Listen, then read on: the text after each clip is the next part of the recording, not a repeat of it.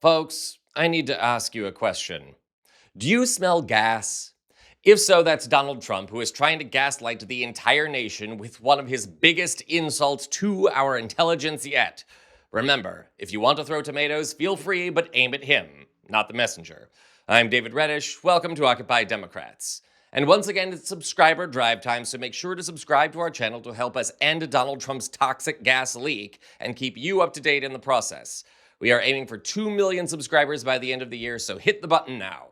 And now for our story. It should come as no major surprise that Donald Trump has a gaslighting problem. The man lies at just about every opportunity on subjects ranging from his mental and physical fitness to his policies to his relationship with Jeffrey Epstein. See our other videos if you want details on all that. The point is, Trump lies, and so does everyone in his cabinet. During one of his beloved cabinet meetings for the cameras, which more resemble the fealty and creepiness of a North Korean news broadcast, his cabinet proceeded to pass a lot of gas on to the American people as well. Check out Secretary of Defense and noted drunkard Pete Hegseth celebrating the death of so-called narco-terrorists thanks to the administration attacking unarmed boats in the Caribbean. Control of our border. And then it's getting after and going after narco terrorists and designated terrorist organizations in our own hemisphere. As I've said, and I'll say again, we've only just begun striking narco boats and putting narco terrorists at the bottom of the ocean because they've been poisoning the American people. For the record, most narcotics flow into the country via land, not sea. And for the record, the Biden administration made fighting the inflow of fentanyl a major priority by working with Mexico to root out drug traffickers. Under Biden, border agents seized more illicit fentanyl at U.S. ports of entry between 2022 and 2024 than in the previous 5 years combined. That would include the Trump years, for the record. It's also probably not a good idea for Hegseth to go boasting about his boat bombing at the moment. For more on that mess, see our other videos here on the channel. And if that's not enough gaslighting for you, check out Secretary of Agriculture Brooke Rollins kissing Trump's cellulite-ridden behind as she talks about food stamps. As Joe Biden was working to buy an election a year ago, he increased food stamp program funding by 40%. So now as we continue to roll that back.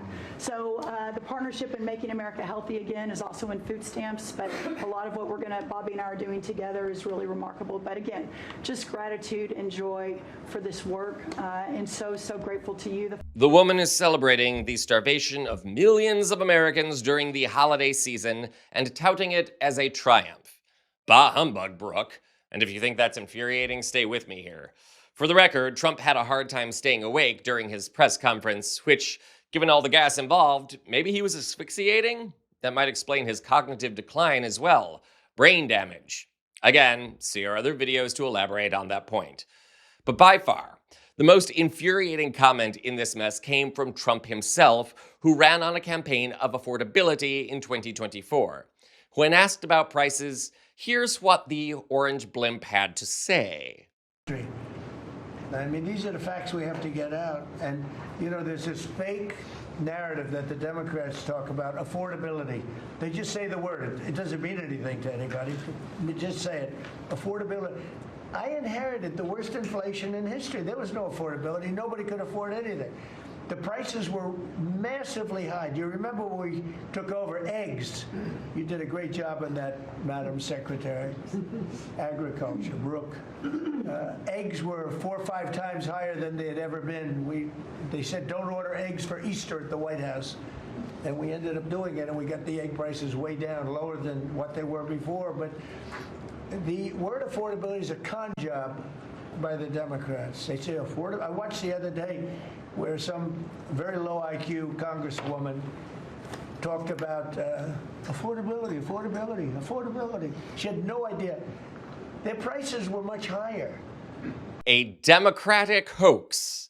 Affordability, the ability to buy everyday goods on a basic income, is now a hoax? Seriously? Is this the same man who tweeted this last year?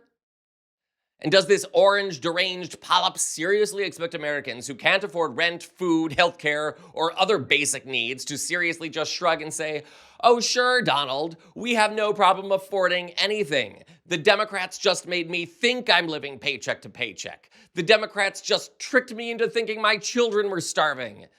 In case you can't tell, folks, this one got under my skin. Tapeworms like Trump have a tendency to do that.